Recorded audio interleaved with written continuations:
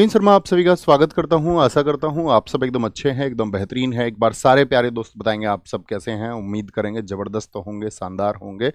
और दोस्त 15वें practice set के इंतज़ार में आप भी होंगे, हम भी इंतज़ार में थे, क्योंकि हम आपसे हमेशा कहते हैं कोई भी जो जर्नी होती है वो शुरू करना आपका एक उत्साहपूर्ण तरीके से बहुत लोग होते हैं उसको तैयार करने के लिए, लेकिन जब जर्नी समाप्ति की तरफ होती है तो मंजिल तक पहुंचने वाले लोगों की संख्या बहुत कम रह जाती है।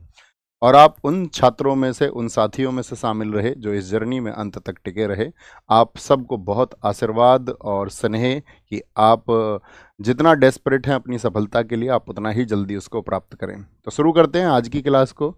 और ये आज लास्ट क्लास होगी, ये आपको पता होना चाहिए। इसके बाद में आपको क्या करना है, जब तक भी आपका एग्ज़ाम होगा, आपके जो टॉपिक्स हैं आप उनका रिवीजन करेंगे और नई कक्षाओं की तरफ आप बचेंगे कि भाई मैं कुछ नया पढ़ लूँ, कुछ नया पढ़ लूँ। उससे अच्छा है कि जो हमने अब तक रिवाइज़ किया है उसको आप पढ़ लें, ठीक है। और टेलीग्राम बैच में आज हम प्रयास ये भी करेंगे आपका कि जो हमारी पीडीएफ है नायक बैच की, नायक 2.0 जो हमने कराया था प्रैक्टिस सेट, तो जो नायक 2.0 का जो प्रैक्टिस सेट है, हालांकि आपका लगभग 60-70% बच्चा उसको कर चुका होगा। इसका प्रैक्टिस सेट की जो कंबाइंड पीडीएफ है उसको भी आज हम टेलीग्राम चैनल में डलवा देंगे, ठीक है। जो कंबाइंड पीडीएफ है आज इस टेलीग्राम चैनल में, जो कि कमेंट सेक्शन में पिन होगा नवीन सर जीएस में, इसमें पिन करा देंगे। और एक आपका कंबाइंड पीडीएफ, इन 15 सेट की जो कंबाइंड पीडीएफ है उसको भी क्या बोलेंगे, उसको भी हम आपका इसमें अटैच करा देंगे। तो आपको अगर ऐसे ही एक ओवरव्यू लेना है कि आप फटाफट फटाफट से देख लें भाई क्या क्या फैक्ट हैं, ठीक है, आप उनको देख सकते हैं। एक दिन में 3-4 सेट आप पढ़ सकते हैं अगर आपने अच्छी तैयारी की हुई है, तो कोई दिक्कत नहीं है फिर उसमें। ओके, तो शुरू करें साथी आज की क्लास को। आज का पहला क्वेश्चन है, भूपेन हजारिका के बारे में निम्नलिखित कथनों पर विचार करें। भूपेन हजारिका जी का नाम सुना होगा तुमने, बहुत चर्चित नाम रहा है। पहला क्वेश्चन है, उन्हें 1992 में पद्म श्री से सम्मानित किया गया था। गलत बात हो जाएगी, 1977 में उनको पद्म श्री मिला था, 1977 में। 2012 में उनको भारत रत्न से सम्मानित किया गया था। आप कहेंगे नहीं, 2019 में उनको भारत रत्न से सम्मानित किया गया। तो क्या हो जाएगा, ना तो एक ना दो होगा, ना तो एक ना दो। भूपेन हजारिका जी किस क्षेत्र से संबंध रखते हैं ये आपको बताना है। तो भूपेन हजारिका जी की अगर हम बात करते हैं, ये भारत के एक बहुत अच्छे गीतकार रहे, संगीतकार भी आप इनको कह सकते हैं। गीतकार रहे, संगीतकार रहे, लेखक रहे, निर्देशन भी इन्होंने किया था, निर्देशक भी ये रहे थे। हालांकि एक बार तो इनको 1993 में बेस्ट डायरेक्टर का अवार्ड भी मिला था। इनको दादा साहब फाल्के पुरस्कार, दादा साहब फाल्के पुरस्कार किस क्षेत्र में दिया जाता है, फिल्म उद्योग में। क्या बोलेंगे, दादा साहब फाल्के अवार्ड इनको मिला था, दादा साहब फाल्के अवार्ड, ठीक है। और आपका वो मिला इनको 1992 में। क्या बोलोगे, 1992 में। इनकी बुक बहुत चर्चित है, इनकी बुक का नाम है आपका विंग्ड हॉर्स। क्या बोलोगे, विंग्ड हॉर्स किसकी बुक है, वो इन्हीं की बुक है, विंग्ड हॉर्स, ठीक है। इनका एक निकनेम भी है, इनको ब्रह्मपुत्र का शायर भी कहा जाता है। कभी पूछे ब्रह्मपुत्र का शायर, बार्ड ऑफ ब्रह्मपुत्रा किसको कहा जाता है, बार्ड ऑफ ब्रह्मपुत्रा, यानी कि ब्रह्मपुत्र का शायर, bard of Brahmaputra, bard of Brahmaputra, bard of Brahmaputra, ठीक है। इसको ब्रह्मपुत्र का शायर कहा जाता है। क्या बोलेंगे, ब्रह्मपुत्र का शायर इसको कहा जाता है, ब्रह्मपुत्र का शायर किनको, भूपेन हजारिका जी को कहा जाता है। क्वेश्चन नंबर 2 है, अब्दुल करीम खान के बारे में निम्नलिखित कथनों पर विचार कीजिए। अब्दुल करीम खान, ठीक है, बोलेंगे अभी फटाफट से। वह हिंदुस्तानी संगीत के किराना घराने के अग्रदूत और संस्थापक थे। क्या अब्दुल करीम खान ने आपका हिंदुस्तानी संगीत के किराना घराने को, किराना कहाँ पर है आपका, जो शामली उत्तर प्रदेश में है, इसको स्थापित किया है। बोले यस और नो, आप कहोगे भैया सही बात है एकदम से। उन्हें 1913 में पूना में आर्य संगीत विद्यालय की स्थापना की थी, एकदम सही बात है। यानी 1 और 2 दोनों सही हैं। हो सकता है आपके लिए प्रश्न अभी नया हो, लेकिन अगली बार कभी आपके सामने आएगा तो आप इसको सही करेंगे, सही एकदम से करेंगे। अब्दुल करीम खान जी को कौन सी उपाधि दी जाती है, तो अब्दुल करीम खान, इनको अब्दुल करीम खान आपका, इनको उपाधि दी जाती है आपका संगीत रत्न की। किनकी, संगीत रत्न की उपाधि इनको दी जाती है, संगीत रत्न की। और ये जो उपाधि इनको दी थी, ये मैसूर पैलेस ने दी थी, मैसूर पहल ने। क्या बोलोगे, मैसूर महल के द्वारा, मैसूर महल ने इनको ये उपाधि दी थी, मैसूर महल ने। किराना घराने के कुछ संस्थापक आप मुझे बता सकते हैं कि जो फाउंडर्स किराना घराने यानी कि शामली उत्तर प्रदेश से जुड़े हुए रहे। किराना घराना तो एक गंगूबाई हंगल हैं आपका, बहुत इंपॉर्टेंट है उनका नाम भी। किराना घराने से किस किस का नाम लिया जाता है? किराना, तो क्या बोलेंगे? गंगूबाई हंगल हैं, गंगूबाई हंगल हैं आपका, गंगूबाई हंगल हैं आपका। प्रभा अत्रे, इनका नाम बहुत पूछा जाता है, प्रभा अत्रे का नाम बहुत पूछा जाता है, बाकी आप जानती हैं। हीराबाई बाड़ोदकर हैं, हीराबाई बाड़ोदकर हैं आपका। वो भीमसेन जोशी हैं, बहुत चर्चित नाम है भीमसेन जोशी, इसी से जुड़े हुए हैं। बेगम अख्तर एक नाम है जो आपने सुना होगा। हिंदुस्तानी शास्त्रीय संगीत में विष्णु नारायण भातखंडे, पिछले एक साल से हिट क्वेश्चन है, लगभग हर फॉर्मेट में पूछा जा रहा है। कितने रागों की उत्पत्ति कितने थाटों से हुई थी? रागों की उत्पत्ति जो है कितने थाटों से? 10 थाट इन्होंने बताए हैं। नाम कठिन है, आप याद रख सकते हैं इनको। ऐसे ही पूछा जाता है जो हिंदुस्तानी संगीत है, मुझे बताएं हिंदुस्तानी संगीत उत्तर भारत का है कि दक्षिण भारत का? तो हिंदुस्तानी जो संगीत है उसमें भी कितनी शैली हैं? तो उसमें भी 10 गायन शैली हैं। कितनी हैं? उसमें 10 शैली हैं आपका। चतुरंग है, रस सागर है, ध्रुपद, धमार, होरी, ख्याल, टिप्पा, आपका ठुमरी है, तराना है, ये सब किसके अंतर्गत आती हैं? ये आती हैं हिंदुस्तानी संगीत शैली के। लेकिन एक पूछी जाती है अर्ध शास्त्रीय कौन सी है? भाई हिंदुस्तानी भी शास्त्रीय है, लेकिन इसमें भी अर्ध शास्त्रीय जो सेमी क्लासिकल स्टाइल है, अर्ध शास्त्रीय जो शैली कही जाती हैं, तो वो 3 है आपका, ठुमरी, टप्पा और गजल। क्या बोलोगे? ठुमरी, टप्पा और गजल। एक बार थम्स अप करके बताओ आप मुझे, गजल गायकों के यदि मैं नाम पूछूंगा एक दो के तो बता दोगे, जिनको एसएससी बार बार पूछती है? सबका थम्स अप आए, वो एनर्जी आपकी मुझ तक पहुंचे और मुझे लगे कि हाँ हमने जिंदा छात्रों को पढ़ाया है, जिंदा छात्राओं को पढ़ाया है। क्या बोलेंगे? एक विष्णु नारायण भातखंडे जी को याद रख लेना, विष्णु नारायण, VN भातखंडे लिखो इनका नाम। VN भातखंडे जो हैं, विष्णु नारायण भातखंडे, इन्होंने हिंदुस्तानी शास्त्रीय संगीत पर पहला ग्रंथ लिखा था। हिंदुस्तानी शास्त्रीय संगीत पर, हिंदुस्तानी शास्त्रीय संगीत पर, हिंदुस्तानी शास्त्रीय संगीत पर, संगीत पर पहला आधुनिक ग्रंथ किसने लिखा? पहला आधुनिक ग्रंथ किसने लिखा था? पहला आधुनिक ग्रंथ किसने लिखा? आधुनिक ग्रंथ किसने लिखा था? आधुनिक ग्रंथ किसने लिखा? तो वो VN भातखंडे ही हैं। 1992 में सिनेमा के लाइफ टाइम अचीवमेंट के लिए ऑस्कर पाने वाले भारतीय कौन थे? अच्छा अब तक बताओ भारत को कुल कितने ऑस्कर मिल चुके हैं? जैसे कि आप सबको पता होगा AR रहमान, उनको मिल चुका है आपका, रेसुल पकोटी को मिल चुका है आपका, गुलजार साहब को मिल चुका है आपका, भानु अथैया 1983 पहली रही, पहली महिला भी थी। गांधी फिल्म के लिए कॉस्ट्यूम डिजाइनिंग उन्होंने की थी। गांधी की भूमिका किसने निभाई थी उसमें? बैन किंग्सले ने। आपका डायरेक्टर रहे थे रिचर्ड एटनबरो आपका। फिर दूसरे या पहले पुरुष बोले तो सत्यजीत रे रहे थे, जो कि बंगाली फिल्मों से संबंध रखते हैं। किससे? बंगाली फिल्मों से संबंध रखते हैं। तो सत्यजीत रे कब मिला था इनको? 1992 में। सत्यजीत रे जी को इनको याद रख लेना आपका। भारत रत्न भी पूछा जाता है 1992, ठीक है। इनका पद्म विभूषण भी पूछा जाता है आपका 1976। इनका रमन मैग्से से एकदम उल्टा कर दो, पद्म विभूषण का रमन मैग्से से 1967 का है। क्या बोलोगे? रमन मैग्से से कहाँ की सरकार देती है? 1967। इनकी आपका ऑटोबायोग्राफी आत्मकथा जो बहुत पूछी जाती है, इनकी आत्मकथा का नाम है जाखन छोटो चेलम। क्या बोलोगे? जाखन छोटो चेलम। छोटो चेलम भी बोल देते हैं या छोटो चेलम भी बोल देते हैं। अवार्ड की PDF आज हम इसमें कंबाइंड कर देंगे, ठीक है। अवार्ड की PDF आपने देखा होगा, हमने कई टॉपिक्स के क्वेश्चन नहीं लिए, जैसे कि एंशिएंट हिस्ट्री के क्वेश्चन हमने ले ही लिए, क्योंकि SSC में प्राचीन इतिहास का जो वेटेज है वो लगभग खत्म हो चुका है। बहुत क्वेश्चन पूछे जाते हैं तो वही जो पुराने हॉट टॉपिक्स थे उन्हीं से, ओके, जो कि आपके फिंगर टिप्स होते हैं मैक्सिमम छात्रों के। निम्न में से कौन भारत के जुड़वा शहर नहीं है? जुड़वा शहर नहीं है। अहमदाबाद और गांधीनगर, हुबली और धारवाड़ कर्नाटका के, ठीक है, ये गुजरात के हो गए। त्रिस्सूर और तिरुवल्ला ये नहीं है साथी। कटक और भुवनेश्वर हैं, त्रिस्सूर और तिरुवल्ला नहीं है। जैसे कि जुड़वा शहरों में नाम आता है हैदराबाद और सिकंदराबाद। क्या बोलोगे? हैदराबाद और सिकंदराबाद, ठीक है, सिकंदराबाद। ये वो सिकंदराबाद नहीं है जो हमारे नाम के साथ में जुड़ा हुआ है, ये आंध्र प्रदेश का सिकंदराबाद है। एक है आंध्र प्रदेश का विजयवाड़ा। विजयवाड़ा का जुड़वा शहर बताओ कौन है? विजयवाड़ा, विजयवाड़ा का जुड़वा शहर है भैया अमरावती। क्या बोलोगे? अमरावती, अमरावती, ठीक है। कलकत्ता का जुड़वा शहर बताओ कौन सा है? कलकत्ता का जुड़वा शहर, कलकत्ता का जुड़वा शहर है हावड़ा। क्या बोलोगे? हावड़ा। और आपका जलपाईगुड़ी का कौन बताएगा, जलपाईगुड़ी का जुड़वा शहर कौन सा है? तो जलपाईगुड़ी का जुड़वा शहर है सिलीगुड़ी। कौन सा है?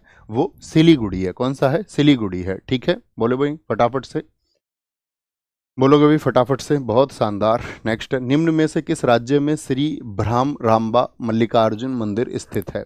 भ्रामरांबा मल्लिकार्जुन मंदिर आंध्र प्रदेश में, उड़ीसा में, महाराष्ट्र में या फिर तमिलनाडु में, कहाँ पर बताएंगे एक बार? तो भैया श्री भ्रामबा जो मल्लिकार्जुन मंदिर है आंध्र प्रदेश में है, और ये है आपका भगवान शिव जी और पार्वती जी को समर्पित। क्या बोलोगे? शिव और पार्वती जी को समर्पित है। किसको? शिव और पार्वती जी को समर्पित है। तमिलनाडु, तमिलनाडु आपका तमिलनाडु में है वरदेश्वर टेम्पल। क्या बोलोगे? वरदेश्वर टेम्पल, और आपका साथ में ऐरावतेश्वर टेम्पल। मुझे बताओ वरदेश्वर मंदिर को किसने बनवाया था? ऐरावतेश्वर मंदिर, ये तमिलनाडु में, दोनों बहुत पूछे जाते हैं। तो बृहदेश्वर मंदिर का निर्माण करवाया था राजराज चोल प्रथम ने। किसने? राजराज चोल फर्स्ट थे। क्या बोलोगे? राजराज चोल फर्स्ट थे। अगर मैं पूछूं कुछ प्रमुख मंदिरों के नाम, तो आपको बतानी है उनकी स्थिति कि भैया वो कहाँ पर स्थित है। तो उम्मीद करेंगे एक परफेक्ट सा आंसर आएगा आपकी तरफ से। बताएंगे जी, फटाफट से बताओ, फटाफट से। तो क्या बोलेंगे आपका? तो आप सबका आंसर आएगा भैया आपका, पहले तो बताओ गुजरात मंदिर कहाँ पर है? सॉरी, गुजरात में कौन सा चर्चित मंदिर है? तो सोमनाथ। क्या बोलोगे? सोमनाथ 12 ज्योतिर्लिंगों में से एक है, यस और नो? तो सोमनाथ मंदिर कहाँ पर है? गुजरात में। इस पर बताओ महमूद गजनवी का आक्रमण कब हुआ था? महमूद गजनवी का, यानी उसने किस वर्ष में किया? तो आप कहोगे 1025 में उसका 16वां आक्रमण था, 16वां आक्रमण। आप मुझे बताओ स्वर्ण मंदिर भारत में कहाँ पर है? स्वर्ण मंदिर यानी कि गोल्डन टेम्पल कहाँ पर है? तो वो पंजाब के अमृतसर में है। होयसलेश्वर टेम्पल बताओ, होयसलेश्वर, होयसलेश्वर टेम्पल कहाँ पर है? तो होयसलेश्वर आप कहेंगे भैया वो कर्नाटका में है। महाबोधि मंदिर बताओ कहाँ पर है? महाबोधि जो कि आपका एक, क्या बोलोगे, यूनेस्को साइट भी है। किस वर्ष में उसको यूनेस्को साइट बनाया गया था? ये जो साथी सारे प्रश्नों के उत्तर दे पाते होंगे ना, ये लाजवाब होंगे, लाजवाब। मुझे बताओ भीतरगांव ईंट मंदिर कहाँ पर है? भीतरगांव ईंट मंदिर कहाँ पर है? ईंट मंदिर, तो भीतरगांव ईंट मंदिर है आपका, ये कानपुर में है। कहाँ पर है? कानपुर में है। सिरपुर तीर्थ कहाँ पर है? सिरपुर तीर्थ, बोलेंगे जी। सिरपुर तीर्थ जो टेम्पल है ये कहाँ पर है? तो ये बोलेंगे ये आपका छत्तीसगढ़ में है, छत्तीसगढ़ में है। छत्तीसगढ़ में है। कहाँ पर है? ये आपका छत्तीसगढ़ में है, छत्तीसगढ़ में है। कल तारीफ करो मेरे कोट की थोड़ा सा, भैया ब्लेजर आपका अच्छा लग रहा था। चलो आगे आएंगे अगले क्वेश्चन पर, फटाफट से अगले क्वेश्चन पर आएंगे। नेक्स्ट है विवादास्पद उपन्यास जो लज्जा है उसकी लेखिका कौन है? लज्जा की लेखिका कौन है? बोलेंगे अभी फटाफट से। लज्जा, तो अरुंधति रॉय है या तस्लीमा नसरीन है? तस्लीमा नसरीन है।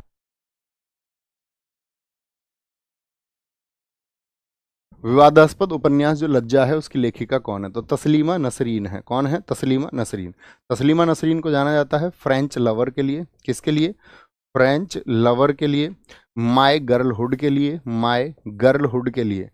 इनकी जो ये किताब है ना, ये बैन हो गई थी लज्जा, इसीलिए उसको बोले विवादास्पद। और एक साथ ही क्या बोलेंगे, क्या एक इनकी किताब है बर्निंग रोजेज इन माई गार्डन, ये इनकी नई किताब है। बर्निंग रोजेज इन माई गार्डन, रोजेज इन इन माई गार्डन, ये किसकी बुक है? ये इन्हीं की बुक है, इन माई गार्डन। 2023 की बहुत चर्चित किताब इनकी रही थी। विवादास्पद उपन्यास लज्जा के लिए तो कई बार क्वेश्चन ये पूछा है कि लज्जा कब आया था। क्या बोलेंगे? लज्जा कब आया था? तो 1993 का, याद रख लेना 1993। अरुंधति रॉय हम आपको बता चुके हैं। सुधा मूर्ति इनकी बुक बताओ, तो इनकी बुक है डॉलर बहू। कौन सी? डॉलर बहू। एसएससी बहुत बार रिपीट कर चुका है। एक 3000 टाँके यानी कि 3000 स्टिचेस किसकी बुक है? वो इन्हीं की बुक है, 3000 स्टिचेस। एक द सर्कल ऑफ लाइफ इनकी 2025 में किताब आई है, ये करंट अफेयर्स में आपने जरूर पढ़ी होगी। द सर्कल ऑफ लाइफ किसकी है? 2025 सुधा मूर्ति की है। ठीक है। एक है the magic of lost year rings, the magic of lost year rings. क्या बोलोगे? लॉस्ट ईयर रिंग्स, ये आपका पूछी जाती है आपका, क्योंकि ये किताब भी आपका 2025 की ही नहीं, 2025 नहीं 24 की है शायद, 24 की, क्योंकि ये थोड़ी पुरानी किताब हो चुकी है। एक इनकी बुक है आपका the bird with golden wings, the bird with golden wings. क्या बोलोगे? The bird with golden wings, ये किसकी है? ये भी इन्हीं की है। और एक चर्चित किताब है इनकी द उसको बोलते हैं the magic of lost story, the magic of lost story, lost story. इसको आप एक बार देख लेना है ना, the magic of lost year rings. इसका ईयर कौन सा है? 2024, मुझे लग रहा है थोड़ी पुरानी है, 25 या 24 एक ही है, ठीक है। बहुत सही, बहुत शानदार। नेक्स्ट है, भारत के प्रथम श्रम मंत्री कौन थे? ये आपको बताना है। भारत के प्रथम श्रम मंत्री कौन थे? बोलेंगे श्रम मंत्री कौन थे? जगजीवन राम थे पहले श्रम मंत्री, एकदम से ठीक है। रफ़ी अहमद किदवई जी, इनको क्या मिला था? इनको मिला था कम्युनिकेशन मिनिस्ट्री, संचार मंत्रालय, संचार मंत्री इनको बनाया गया था। कुंवर होराम जी भाभा, इनको बनाया गया था आपका वाणिज्य मंत्री, क्या बोलोगे? वाणिज्य मंत्री। अमृत कौर को बनाया गया था आपका स्वास्थ्य मंत्री, क्या बोलोगे? स्वास्थ्य मंत्री इनको बनाया गया था, स्वास्थ्य मंत्री इनको बनाया गया था। जगजीवन राम जी का जो साथी उपनाम था वो क्या था? तो आप कहेंगे उनका उपनाम था आपका क्या? बाबूजी उनको कहते थे, बाबूजी। बहुत प्रसिद्ध दलित नेता थे हमारे देश के। मुझे बताएंगे आप गृह मंत्री कौन थे देश के पहले? गृह मंत्री जिनके पास में आपका सूचना और प्रसारण भी रहा था, तो वो सरदार वल्लभ भाई पटेल थे। कौन बोलोगे? वल्लभ भाई पटेल थे, वल्लभ भाई पटेल थे, वल्लभ भाई पटेल थे आपका गृह मंत्री। आपका सरदार पटेल जी की इनको इनके पास में ही रहा। अब हम आपसे पूछते हैं एक और, बताओ कृषि मंत्री कौन थे भारत के पहले? कृषि मंत्री कौन थे? तो पहले कृषि मंत्री थे आपका राजेंद्र प्रसाद जी, राजेंद्र प्रसाद, क्योंकि इनके पास खाद्य और कृषि दोनों मंत्रालय रहे थे, खाद्य और दोनों। रेलवे और परिवहन के बताओ कौन थे? रेलवे यानी कि रेलवे और ट्रांसपोर्ट का जो मंत्रालय था वो किसको मिला था? तो वो मिला था जॉन मथाई को। किसको? जॉन मथाई को मिला था। पहले शिक्षा मंत्री बताओ फटाफट से भारत के कौन थे? जो फर्स्ट एजुकेशन मिनिस्टर थे, फर्स्ट एजुकेशन मिनिस्टर, पहले जो साथी आपका शिक्षा मंत्री थे, तो अबुल कलाम आज़ाद थे। कौन थे? अब्दुल कलाम जी मत लिखा करो, अबुल कलाम, ये अलग है। अब्दुल कलाम जी आधुनिक भारत में रहे। अबुल कलाम आज़ाद, क्या बोलोगे? अबुल कलाम आज़ाद। वित्त मंत्री कौन रहे थे आपका? वित्त मंत्री यानी कि फाइनेंस मिनिस्टर कौन रहे थे? तो आर के षणमुख शेट्टी थे, आर के शेट्टी साहब थे। बाबा साहब के पास में कौन सा रहा था आपका? बोलेंगे कानून मंत्रालय, कानून मंत्री और या विधि मंत्री आपसे बोले तो बाबा साहब भीमराव अंबेडकर जी थे। कौन थे? बाबा साहब भीमराव अंबेडकर जी थे। क्या बोलेंगे? बाबा साहब भीमराव अंबेडकर जी थे।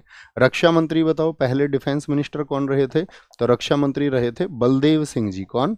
बलदेव सिंह जी रहे थे, बलदेव सिंह जी रहे थे, ठीक है। उद्योग और आपूर्ति मंत्री कौन रहे थे? श्यामा प्रसाद मुखर्जी, उद्योग एवं आपूर्ति मंत्री कौन थे? श्यामा प्रसाद मुखर्जी। ऊपर दिखाएं साथी ने कुछ लिखा, 1 मिनट, क्या चाहिए? बोलेंगे जी। एग्जाम के अंतिम समय में काम आ सके मैनिफेस्टेशन, अंतिम समय की चीज़ नहीं है। देखिए मैनिफेस्टेशन एक ऐसी विधि है जो आपके सपनों को सच बनाती है, लेकिन आपका जो ड्रीम है वो एकदम क्लियर होना चाहिए, उसमें ऑब्स्टेकल्स और हिंड्रेंस नहीं होनी चाहिए, एकदम से प्योर नीट एंड क्लीन। हाँ आप ये कर सकते हैं, पहले अपनी एबिलिटी देख लीजिए, आप कहोगे हाँ मैं इसके लिए योग्य हूँ, इसके लिए जो ज़रूरी ग्राउंड्स चाहिए वो मेरे पास हैं, अब मैं पूरी एनर्जी सिर्फ और सिर्फ इस एक चीज़ के लिए लगा दूंगा। यही मैनिफेस्टेशन को प्राप्त करने का अच्छा तरीका। मैनिफेस्टेशन क्या है? आप सोच रहे हैं कि आप होना क्या चाहते हैं, तो आप कुछ ना कुछ होना चाहते होगे ना अपनी ज़िंदगी में। आप सोच रहे होगे कि मुझे एक जॉब मिले, तो जॉब भी कौन सी, उसके लिए मैनिफेस्ट कीजिए कि आप उसको पा चुके हैं, ठीक है। अब उसको पाने के लिए जो ज़रूरी चीज़ें हैं सिर्फ उसमें अपनी एनर्जी लगानी है, यही मैनिफेस्टेशन है। लेकिन ऐसा नहीं है कि ये कुछ दिनों में काम आ जाएगा आपके, कि आप ये सोचें कि नहीं मैं 4 दिन के लिए कुछ मैनिफेस्ट कर सकता हूँ। नहीं, एक जर्नी होती है, उसके लिए जो ज़रूरी चीज़ें हैं वो आपको करनी पड़ेंगी। ओके सर, टेलीग्राम का लिंक नहीं मिल रहा है दोस्त। टेलीग्राम चैनल ऊपर कमेंट सेक्शन में पिन है, आप जब क्लास को देख लें तो इसके बाद में आप इस लिंक पर वापस से जाकर के क्लिक करेंगे तो कमेंट सेक्शन में यही मिलेगा, आप इससे जुड़ सकते हैं, ठीक है। और उसको कमेंट सेक्शन में भी पिन कर देना शुभम भाई, है ना। चलो जी, एस जयशंकर राज्यसभा में किस भारतीय राज्य का प्रतिनिधित्व करते हैं? अच्छा आपको पता है आपकी क्लास कौन कराते हैं? आज इनसे आपको मिलाएंगे, है ना। और हमारी क्लास में जो हेल्प करते हैं उनसे भी आपको मिलाएंगे। तो एक तो सुनो, एक तो रवि भाई को बुलाना, एक नवीन भाई को बुलाना, और कौन कौन है? और नहीं है ना कोई भी लगाने वगाने के लिए भी कोई क्लास में? ठीक है, मिलाते हैं बाद में, है ना, आगे आएंगे। एस जयशंकर राज्यसभा में किस भारतीय राज्य का प्रतिनिधित्व करते हैं? बताएंगे जी फटाफट से। एस जयशंकर तो आप जानते होंगे, भारत के विदेश मंत्री। तो महाराष्ट्र से या गुजरात से? भैया गुजरात से उनका संबंध है। राघव चड्ढा बताओ कहाँ से संबंध रखते हैं?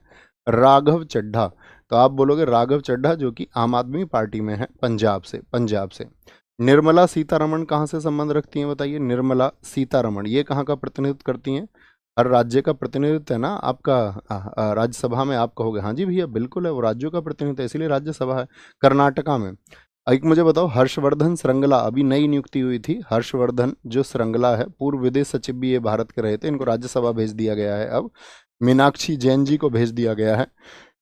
मीनाक्षी जैन, पूछा जा सकता है अभी हाल ही में किसको भेजा गया? उज्जवल, उज्जवल, उज्जवल इनको भेजा गया, और आपका सदानंद मास्टर, सदानंद मास्टर, इन सबको भेजा गया है अभी रिसेंट में राज्यसभा। ठीक है, ये जुलाई 2025 में राष्ट्रपति द्वारा मनोनीत होने वाले सदस्य थे चारों। अच्छा, कितने सदस्य मनोनीत कर सकते हैं और ये प्रक्रिया हमने कहाँ से ली है? तो 12 सदस्यों का मनोनयन हो सकता है। ये प्रक्रिया हमने किस देश से ली है? किस देश से ली है आप बताएंगे फटाफट से। अच्छा ये हो गया। अच्छा हमें बताओ, जैसे अन्य लोकसभा के नेता भी हैं, जैसे मैं पूछूं राहुल गांधी कहाँ का प्रतिनिधित्व करते हैं बताओ? राहुल गांधी किस सीट का प्रतिनिधित्व करते हैं? तो राहुल गांधी जी करते हैं रायबरेली। क्या बोलोगे? रायबरेली सीट का प्रतिनिधित्व करते हैं, रायबरेली सीट का। मैं पूछूं नरेंद्र मोदी जी किस सीट का प्रतिनिधित्व करते हैं? तो आप कहोगे नरेंद्र मोदी जी जो प्रतिनिधित्व करते हैं वो करते हैं वाराणसी सीट का। किसका? वाराणसी सीट का। राजनाथ सिंह जी किसका प्रतिनिधित्व करते हैं बताएंगे? राजनाथ सिंह, राजनाथ सिंह आपका, राजनाथ सिंह आपका लखनऊ। क्या बोलोगे? लखनऊ। शशि थरूर इस देश के इंटेलेक्चुअल लीडर हैं, शशि थरूर। क्या बोलोगे? शशि थरूर ये कहाँ का प्रतिनिधित्व करते हैं? तो शशि थरूर केरल की तिरुवनंतपुरम सीट का। क्या बोलोगे? तिरुवनंतपुरम सीट का प्रतिनिधित्व करते हैं। हेमा मालिनी नई बात करेंगे। अमित शाह बताओ मुझे आप, अमित शाह जी किस सीट का प्रतिनिधित्व करते हैं? तो अमित शाह आपका गांधीनगर सीट का प्रतिनिधित्व करते हैं। हेमा मालिनी बताओ तुम लोग, बोलेंगे फटाफट से। हेमा मालिनी किस सीट का प्रतिनिधित्व करती हैं? आंसर आना चाहिए, आंसर आना चाहिए, सारे लोग बोलेंगे फटाफट से। क्या बोलेंगे जी? भैया मथुरा सीट का, मथुरा सीट का। जिन लोगों ने मथुरा आंसर दिया है एकदम से ठीक आंसर है। अक्की ठाकुर आंसर देने वालों में आपका मुझे दिख रहे हैं। भारतीय संविधान और विधायिका में इनके प्रथम प्रकटन के अनुसार अधिनियमों और नीतियों को सही क्रम में लगाइए। शिक्षा का अधिकार अधिनियम, राइट टू एजुकेशन 2009, सूचना प्रौद्योगिकी अधिनियम सन 2000, दिव्यांगजनों के लिए जो अधिकार नियम आया 2016, और सूचना का अधिकार अधिनियम 2005 में। तो इसका क्रम देख लीजिए, पहले तो आईटी एक्ट आएगा इसमें, फिर सूचना का अधिकार अधिनियम, एकदम से ठीक हो जाएगा। देखिए आईटी एक्ट कब आया था? आईटी एक्ट आया था सन 2000 में, ठीक है, सन 2000 में। सूचना का अधिकार अधिनियम आप सबको पता होगा 12 अक्टूबर 2005 को लागू हुआ था, ठीक है। शिक्षा का अधिकार अधिनियम ये 2009 का है, लेकिन लागू हुआ था ये कब? 1 अप्रैल 1 अप्रैल 2010। आरटीई बोलते हैं, राइट टू एजुकेशन, वो आरटीआई है। और दिव्यांगजनों के लिए आपका क्या बोलेंगे? Rights of persons with disabilities, ये 2016 का है। तो क्या हो जाएगा? ऑप्शन सी एकदम सही हो जाएगा। और ये जो एक्ट लिखे हुए हैं ये दोनों एग्जाम में बार बार रिपीट होते हैं। आरटीआई बोलेंगे भी फटाफट से, सारे लोग बोलेंगे। क्या हो गया भैया? रेलवे और परिवहन का जॉन मथाई, गलत नहीं, ठीक है एकदम से।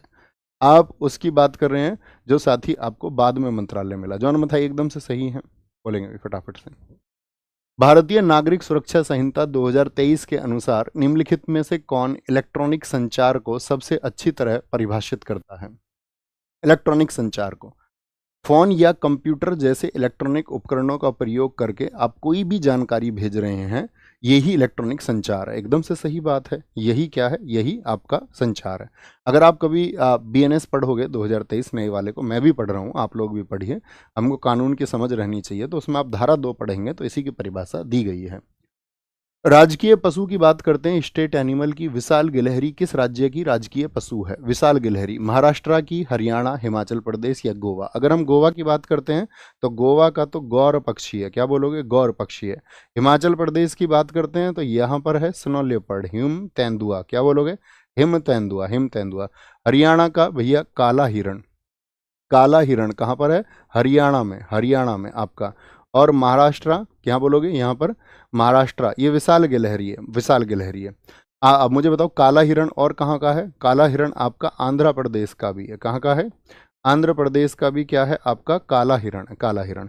अब आप मुझे बताओ अंडमान और निकोबार का क्या है आपका, अंडमान और निकोबार का डुगोंग, जिसको हम समुद्री गाय बोलते हैं।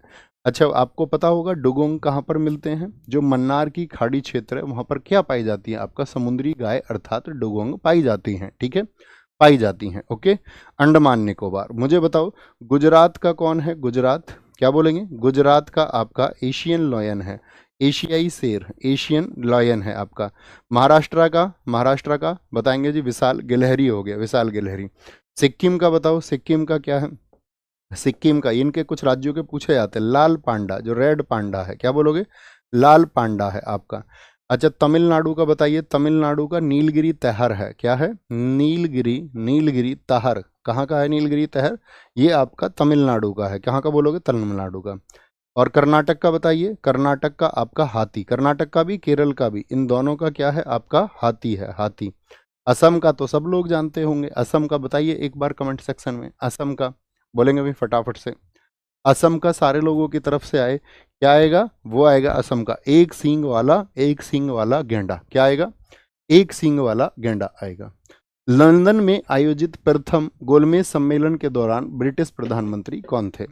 अब अगर मैं आपसे पूछूं कितने गोलमेज सम्मेलन कुल आयोजित हुए हैं, तो आप कहोगे 3 गोलमेज सम्मेलन आयोजित हुए, और जो प्रधानमंत्री था वो था रेमजे मैकडोनाल्ड। पहला कब आयोजित हुआ था, 1930 में। दूसरा कब आयोजित हुआ था, दूसरा आपका 1931 में, यानी कि वो सितंबर से लेकर के आपका दिसंबर तक चला था। और थर्ड ये आपका नवंबर 1932 से लेकर के दिसंबर 1932 तक चला था। तो ये 3 हैं। अब इनके समय वायसराय भी पूछे जाते हैं। तो पहले के समय तो इरविन थे, क्या बोलोगे, पहले के समय इरविन थे, और दूसरे के समय थे विलिंगडन। कौन, वायसराय आपसे पूछे जाएं, और तीसरे के समय वायसराय कौन थे, विलिंगडन थे। तीनों गोलमेज सम्मेलन में जाने वाले व्यक्ति कौन थे, बाबा साहब भीमराव अंबेडकर थे, आपका आर.एम. जयकर थे, तेज प्रताप सप्रू थे। ये लोग वो हैं जो तीनों में गए। बाबा साहब भीमराव अंबेडकर किस जहाज से गए थे, मुल्तान जहाज से गए थे। सरोजिनी नायडू, मदन मोहन मालवीय और मोहनदास करमचंद गांधी, इन्होंने किस में भाग लिया था, दूसरे में। तो दूसरे गोलमेज सम्मेलन में क्या, कांग्रेस, और कांग्रेस का प्रतिनिधित्व किया था किसने, गांधी जी ने। किसने, गांधी जी ने कांग्रेस का प्रतिनिधित्व यहाँ पर किया था, गांधी जी ने। अब एक क्वेश्चन पूछा जाता है कि गांधी जी ने जो यहाँ पर प्रतिनिधित्व किया तो किस जहाज से गए थे, तो राजपुताना जहाज से गए थे। किससे, राजपुताना जहाज से। जो गोलमेज सम्मेलन है ये कहाँ पर आयोजित होते थे, लंदन में। और लंदन में भी कहाँ पर होते थे, कौन सा पैलेस था वो आपका, तो आप बोलेंगे सेंट, ये था आपका सेंट जेम्स पैलेस, इस स्थल पर आयोजित होते थे, सेंट जेम्स पैलेस। क्यों होते थे ये, क्यों हुए थे गोलमेज सम्मेलन, तो जो साइमन की रिपोर्ट आई थी, कब आई थी साइमन की रिपोर्ट, साइमन कमीशन जो था उसकी रिपोर्ट की समीक्षा होती थी, उसको रिव्यू किया जा रहा था कि वो रिपोर्ट कितनी सही है और किस तरह से उसको लागू किया जाए। अच्छा गांधी जी जो जाके रुके थे वो किस हॉल में जाके रुके थे, जहाँ पर आपका चर्चिल ने उनको बोल दिया था अर्धनग्न फकीर। तो गांधी जी ने हिम्मत की थी ना, आपका महारानी के यहाँ दरबार में अपना कपड़ों में गए थे। आपको याद होगा गांधी जी ने जब दक्षिण में वो यात्रा कर रहे थे आपका 1921-22 में, तो उन्होंने लंगोट धारण कर लिया था। पहले तो कोट पैंट पहनते थे वो, लेकिन उन्होंने कहा था मेरे देश में जितना लोगों के पास कपड़ा है उतना ही मैं पहनूंगा। ब्रिटेन की महारानी ने भी यही पूछा था कि आप ऐसे कपड़ों में क्यों आए हैं, तो उन्होंने कहा था मेरे कपड़े तो आपने ले लिए हैं, है ना। तो कहाँ पर रुके थे, वो हॉल कौन सा है, गांधी जी कहाँ पर रुके थे, तो वो किंग्सले हॉल है। इसी की सीढ़ियों पर गांधी जी के बारे में टिप्पणी की गई थी। गांधी जी किंग्सले हॉल में रुके थे, कहाँ पर, किंग्सले जो हॉल है उसमें गांधी जी रुके थे, किंग्सले, किंग्सले हॉल में रुके थे, ठीक है। अच्छा आप सबको पता होना चाहिए जो भारत का गवर्नमेंट ऑफ इंडिया एक्ट आया 1935, भारत शासन अधिनियम 1935 जो है, वो गोलमेज सम्मेलनों की जो रिपोर्ट आई थी बाद में, जिसको व्हाइट पेपर हम बोलते हैं, एक श्वेत पत्र जारी हुआ था, वही श्वेत पत्र आधार बना था गवर्नमेंट ऑफ इंडिया एक्ट का, और फिर बाद में वही आधार बना था भारत के संविधान का, ठीक है, ये हमको पता होना चाहिए। नेक्स्ट आगे आएंगे, पूना समझौता, पूना पैक्ट का संबंध किससे था, पिछड़े वर्ग के चुनावी सीटों का आरक्षण, पूना पैक्ट। तो आप बोलोगे बिल्कुल ठीक बात है, पिछड़े वर्गों के लिए चुनावी सीटों का आरक्षण था। कब हुआ था पूना पैक्ट, तो पूना पैक्ट हुआ था आपका 24 सितंबर 1932 को। कहाँ पर साइन हुआ था ये आपका, तो ये साइन हुआ था यरवदा जेल में, जो पुणे की यरवदा जेल है। कौन बंद थे यरवदा जेल में इस समय, तो यरवदा जेल में इस समय गांधी जी थे, गांधी जी थे। और ये समझौता जो हुआ गांधी जी और बाबा साहब भीमराव अंबेडकर जी के मध्य हुआ था, बाबा साहब भीमराव अंबेडकर जी के मध्य हुआ। इसके लिए जो प्रयास किए थे वो सी राजगोपालाचारी और आपका क्या बोलेंगे, तेज प्रताप, जो आपका तेज बहादुर सप्रू थे, सॉरी, उन्होंने इसके लिए प्रयास किए थे। तो साइन भी इस पर किसके हुए, बाबा साहब भीमराव अंबेडकर हुए। और हिंदुओं की तरफ से जो साइन हुए यानी गांधी जी की तरफ से, तो आप कहोगे वो मदन मोहन मालवीय थे। क्योंकि आपका रैमजे मैकडोनल्ड, आपका ब्रिटेन का जो प्रधानमंत्री था, उसने एक पृथक निर्वाचन की शुरुआत करती थी, एक पृथक निर्वाचन मंडल बना दिया था दलितों के लिए। लेकिन गांधी जी इस बात के लिए अनशन पर बैठ गए और फिर क्या किया, गांधी जी ने बोला कि रिजर्व सीटें आप बढ़ा लो लेकिन अलग अलग वोट का अधिकार मत दो। ठीक है, तो सीटों की संख्या 71 की जगह कितनी कर दी गई थी, 148 सीट के लिए गांधी जी इसमें मान गए थे और बाबा साहब भीमराव अम्बेडकर को भी इस पर फिर आपका मनाया गया उन्होंने। तो ये बात हमको पता होनी चाहिए।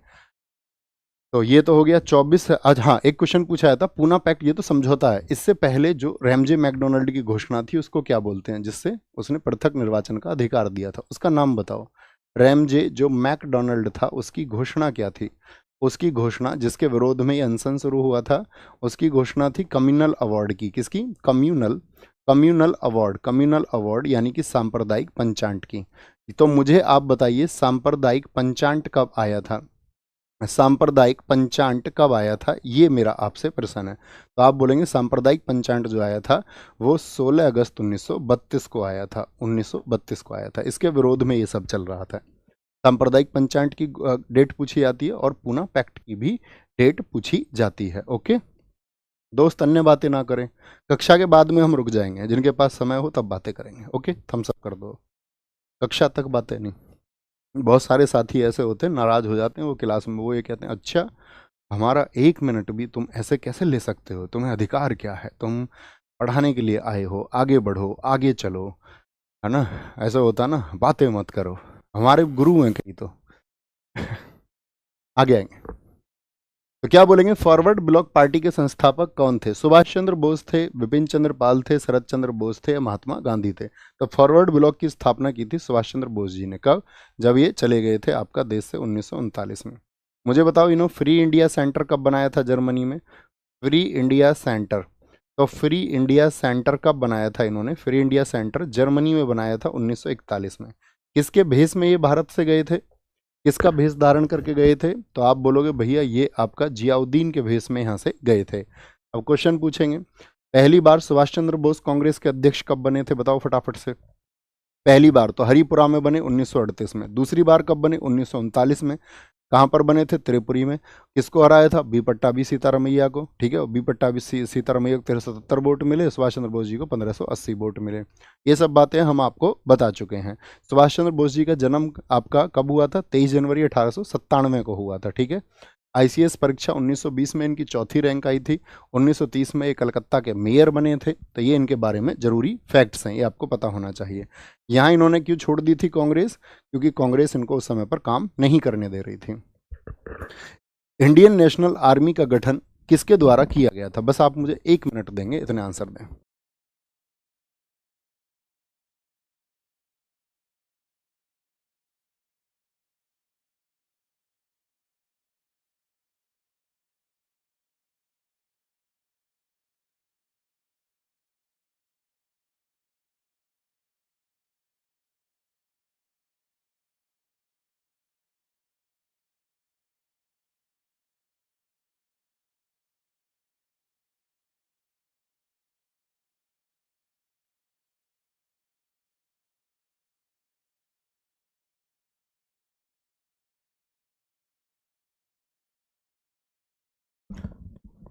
सरसों का तेल भर लिया तुमने इसमें। इंडियन नेशनल कांग्रेस का गठन, इंडियन नेशनल आर्मी का गठन किसके द्वारा किया गया था, बताएंगे एक बार फटाफट से, सारे लोग आंसर करेंगे। तो किसके द्वारा, मोहन सिंह के द्वारा किया गया या सुभाष चंद्र बोस आप नहीं लेंगे तो आप बोलेंगे मोहन सिंह जी के द्वारा किया गया था आईएनए का। ठीक है, मोहन सिंह जी के द्वारा इसका किया गया। लेकिन कभी भी पूछे आईएनए का पुनर्गठन किसने किया था, क्या बोलोगे, पुनर्गठन तो वो किया है रास बिहारी बोस के द्वारा। क्या बोलोगे, रास बिहारी बोस के द्वारा। रास बिहारी बोस वही थे जो आपका किससे जुड़े रहे थे, आपका गदर आंदोलन से जुड़े रहे थे और बाद में आपका जापान आके शिफ्ट हो गए थे। इन्होंने ही आपका सुभाष चंद्र बोस जी को नेतृत्व दिया, सुभाष चंद्र बोस जी को नेतृत्व दिया। और यहाँ के कई घटनाक्रम पूछे जाते हैं, जैसे जो इनको कमांड दी गई थी सुभाष चंद्र बोस जी को, वो कमांड किस डेट को मिली थी, वो कमांड मिली थी 4 जुलाई 1943 को। क्या, 4 जुलाई 1943 को। 5 जुलाई, इसके अगले ही दिन 5 जुलाई 1943 को क्या नारा दिया गया था? दिल्ली चलो का नारा कब दिया गया, ये पूछा जाता है। दिल्ली चलो नारा सुभाष चंद्र बोस जी ने कहा दिल्ली चलो, तो ये कहा उन्होंने अगले ही दिन यानी कि 5 जुलाई 1943 को, 1943 को। एक पूछा जाता है आपका 21 अक्टूबर, 21 अक्टूबर 1943 को क्या हुआ था, क्या बोलेंगे? इस दिन सुभाष चंद्र बोस जी ने अस्थायी सरकार की घोषणा कर दी थी। किसकी? अस्थायी सरकार की घोषणा। अस्थायी सरकार की घोषणा किस दिन की गई थी? आईएनए के द्वारा। क्या बोलोगे? अस्थायी सरकार की घोषणा कि भाई हम ब्रिटिश सरकार के अधीन नहीं है। 18 मार्च 1944 बहुत इंपॉर्टेंट डेट है। 1944, इससे क्या हुआ था? जो आईएनए की सेना थी वो भारत में प्रवेश हो गई थी। आपने ऑपरेशन यू को अगर पढ़ा होगा, आज जब हम इतिहास आपको पढ़ा रहे थे, तो ऑपरेशन यू के द्वारा जो मणिपुर इम्फाल वाला क्षेत्र है, इम्फाल वाला, उस पर सुभाष चंद्र बोस जी की सेना ने कब्जा कर लिया था। तो क्या बोलेंगे? भारत में आईएनए का जो प्रवेश हुआ, भारत में जो आईएनए का प्रवेश हुआ वो 18 मार्च 1944 को हुआ। ठीक है, क्या बोलेंगे? और फिर एक डेट आती है 6 जुलाई, 6 जुलाई 1944। इस दिन क्या बोलेंगे? इन्होंने रेडियो से एक प्रसारण किया था रंगून से, और महात्मा गांधी जी को राष्ट्रपिता कहा था। क्या कहा था? बोलेंगे फटाफट से, क्या बोलेंगे इसको? गांधी जी को क्या कहा था? गांधी जी को इन्होंने, गांधी जी को राष्ट्रपिता कहाँ से कहा था बताएंगे? रंगून की ब्रॉडकास्टिंग से, रंगून की ब्रॉडकास्टिंग से। और 1944 में ही नारा दिया था, तुम मुझे खून दो मैं तुम्हें आज़ादी दूंगा। ठीक है, तुम मुझे खून दो मैं तुम्हें आज़ादी दूंगा।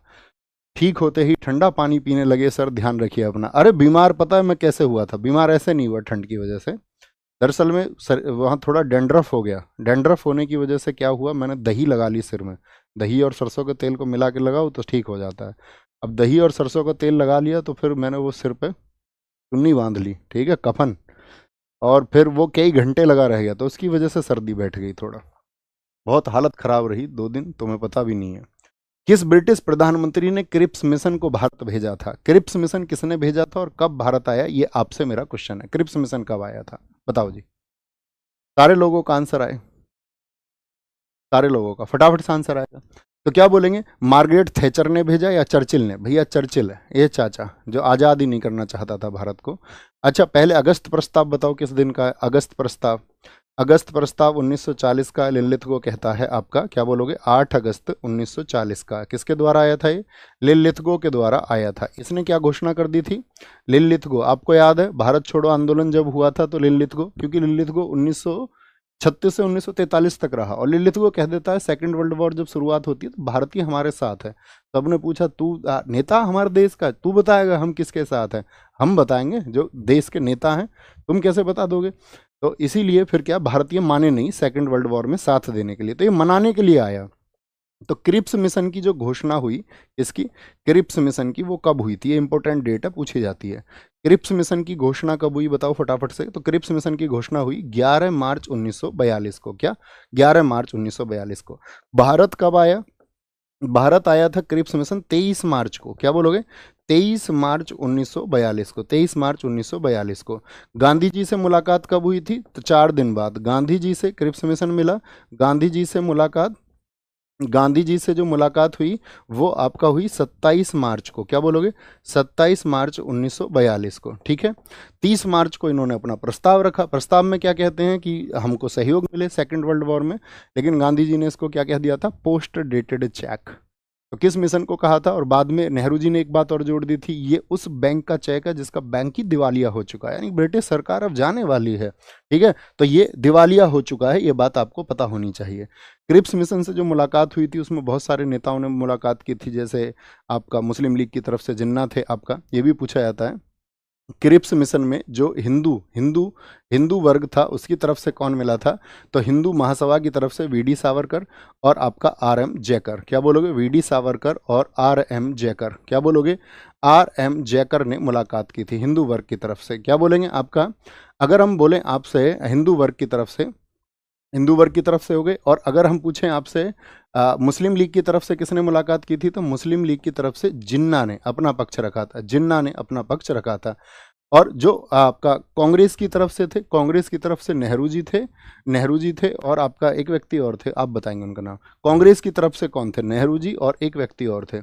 कांग्रेस की तरफ से जो पक्ष रखा था आपने वो थे आपका पंडित जवाहरलाल नेहरू, और दूसरे व्यक्ति आप बताएंगे, क्योंकि दूसरे व्यक्ति थे आज़ाद भारत के पहले शिक्षा मंत्री यानी कि अबुल कलाम आज़ाद। कौन थे? अबुल कलाम आज़ाद थे, अबुल कलाम। ठीक है, ये आपको पता होना चाहिए। कांग्रेस कार्यकारिणी समिति ने जुलाई 1942 में भारत छोड़ो प्रस्ताव को अंगीकृत किया था। कहां पर? भारत छोड़ो के लिए जो प्रस्ताव पेश हुआ था वो लखनऊ में पेश हुआ था क्या? आप कहेंगे नहीं भैया, ये पेश हुआ था वर्धा में। वर्धा में। और कब पारित हुआ था, डेट बताओ। पारित हुआ था ये 8 अगस्त 1942 को कि अब भारत छोड़ो आंदोलन होगा। गांधी जी का मैंने आपको, अगर ये कक्षाएं नहीं देखी हैं इतिहास की आपने हमारी, तो जरूर देखना। आपको मिडेवल और मॉडर्न हिस्ट्री अगर पढ़नी है तो यूट्यूब पे हमने फ्री ऑफ कॉस्ट उसको पढ़ाया हुआ है और वो कंप्लीट है। ठीक है, उसको पढ़ने के लिए आपको कहीं पैसे खर्च करने की जरूरत नहीं है। क्या बोलेंगे आपका, ये जो प्रस्ताव पेश किया था ये किसने किया था? बोलेंगे भी फटाफट से। ये प्रस्ताव पेश किया था आपका मोहनदास करमचंद गांधी जी ने। और मैदान कौन सा था? गांधी जी ने बड़ा जबरदस्त भाषण यहाँ पर दिया था। मैदान था ये ग्वालियर टैंक मैदान। क्या बोलोगे? ग्वालियर टैंक मैदान। और कहाँ पर है ग्वालियर टैंक मैदान? भैया मुंबई में है। कहाँ पर है? मुंबई में है। गांधी जी ने यहाँ पर क्या नारा दिया था वो तुम बताओगे। गांधी जी ने यहाँ पर नारा दिया था डू और डाई, करो या मरो। और 70 मिनट का एक भाषण दिया था। और कहते हैं गांधी जी ने अपनी शैली से हट करके एक भाषण दिया था, जिस शैली के लिए वो नहीं जाने जाते थे। इसी इसी एक दिन को आपका जयप्रकाश नारायण जी ने कहा था ये एक जन क्रांति है, यह एक जन क्रांति है।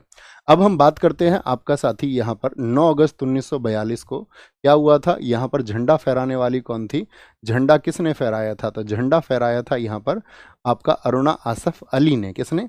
अरुणा आसफ अली ने। अरुणा आसफ अली। तो ग्वालियर टैंक मैदान में झंडा फहराने वाली कौन थी? अरुणा आसफ अली थी। ठीक है, इसके बाद में जब अंग्रेज सरकार की गतिविधियां तेज हो गई थी तो 14 अगस्त 1942 को आपका ऊषा मेहता जी द्वारा आपका चलाया गया था भूमिगत रेडियो, ग्राउंडेड रेडियो। क्या बोलोगे? रेडियो चलाया गया। रेडियो भी कैसा था? भूमिगत, अंडरग्राउंड। लोगों की बातें इस पे संचारित होती रहती थी। आपको पता होगा जब ये चला तो भारत में कई जगह पर आपका पैरेलल गवर्नमेंट भी बनी, समानांतर सरकारें भी बनी। तो किसी एक समानांतर सरकार का नाम आप बताएंगे तो अच्छा लगेगा मुझे कि आप जीवित छात्र हैं। समानांतर सरकारें कहाँ पर बनी थी? तो समानांतर सरकार एक तो बनी थी आपका बलिया में। किसने बनाई थी? बागी बलिया में चित्तू पांडे जी ने। क्या बोलोगे? चित्तू पांडे जी ने इसको बनाया था बलिया में। ठीक है, दूसरा सतारा में सतारा महाराष्ट्र में बनी थी वाईवी चौहान के द्वारा। और तीसरी एक और बनी थी, बलिया में बनी थी, सतारा में बनी थी, एक जगह और बनी थी, वो आपको बतानी है। तीसरी जगह कौन सी थी बलिया सतारा के अलावा? तीसरी जगह इंपॉर्टेंट है, दो सबको पता होता है, दो तो हमको पता है, तीसरी तुम बताओ जब माने, जो तीसरी बता दे। 20 फरवरी 1947 को किसने घोषित किया था कि जून 1948 तक सत्ता भारतीयों को हस्तांतरित कर दी जाएगी? जून 1948 तक। लेकिन आपको पता है इससे पहले ही हम आज़ाद हो गए जून 1948। तो उसके पीछे क्या कारण था, इतनी जल्दी हमको आज़ाद क्यों किया गया था? तो इसके लिए आप कभी उषा प्रियवंदा जी की किताब पढ़ना, या आप बाबा साहब भीमराव अंबेडकर जी के पार्टीशन के ऊपर किताब पढ़ना, बहुत सारी किताबें हैं, कभी आप पढ़ना। ठीक है, तो इस इतिहास को आपको जानना जरूरी है। क्लीमेंट एटली, क्योंकि व्यक्ति जो जानेगा, क्लीमेंट एटली की ये घोषणा थी, याद रख लेना। और 3 जून को एक योजना आई थी, 3 जून 1947 को, भारत के विभाजन के लिए। उसको बोलते हैं माउंट बैटन योजना। क्या बोलोगे? माउंट बैटन योजना उसको कहा जाता है, माउंट बैटन योजना। वेवेल योजना कब की थी? जो वेवेल की योजना थी, वेवेल की योजना आपका वो थी 14 जून 1945 की, जिसको लेकर के आपका शिमला सम्मेलन भी हुआ था, शिमला सम्मेलन। ठीक है, अच्छा, एक सिद्धांत हम आपको आज सिखाना चाहेंगे। जैसे अभी मैंने कहा कि आपको पढ़ना है, आपको पढ़ना है और पढ़ना जरूरी है, क्योंकि जब आप पढ़ोगे तो शायद आप जो जान पाओगे वो सबसे बेहतर होगा।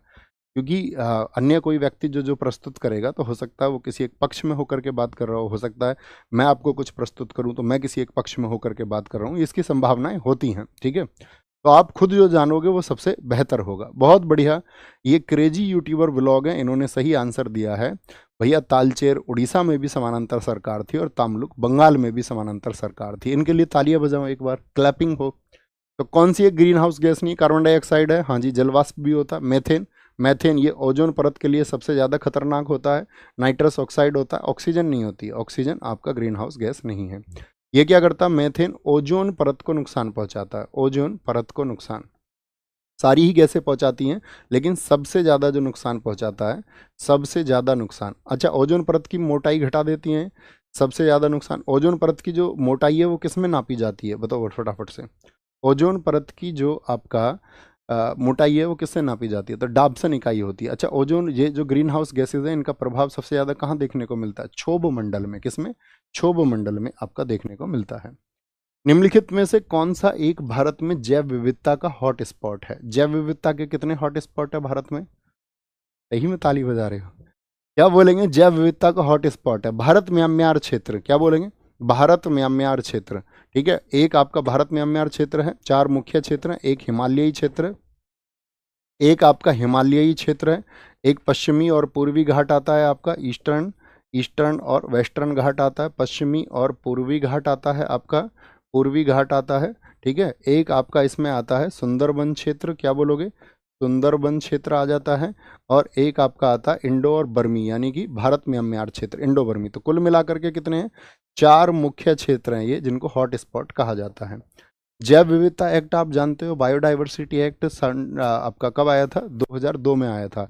स्टैटिक जीके में मैं आपको पढ़ाता था, या आपने पढ़ा होगा, मैन एंड बायोस्फीयर प्रोग्राम, जिसको एमएबी हम बोलते थे, वो कब आया था, मैन एंड बायोस्फीयर प्रोग्राम।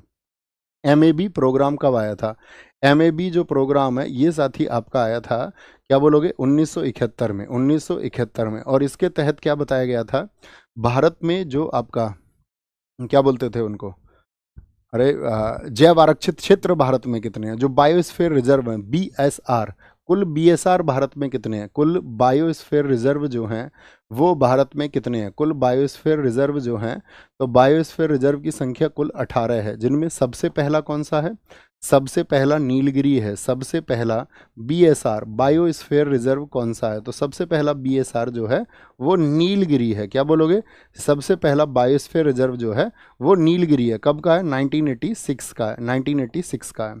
आप मुझे बताओ सबसे बड़ा कौन सा है, तो सबसे बड़ा बायोस्फीयर रिजर्व है कच्छ, कौन सा है आपका, कच्छ का रण। कच्छ का रण किसके लिए जाना जाता है, वाइल्ड आस के लिए, जंगली गधे के लिए। कहाँ पर है, गुजरात में।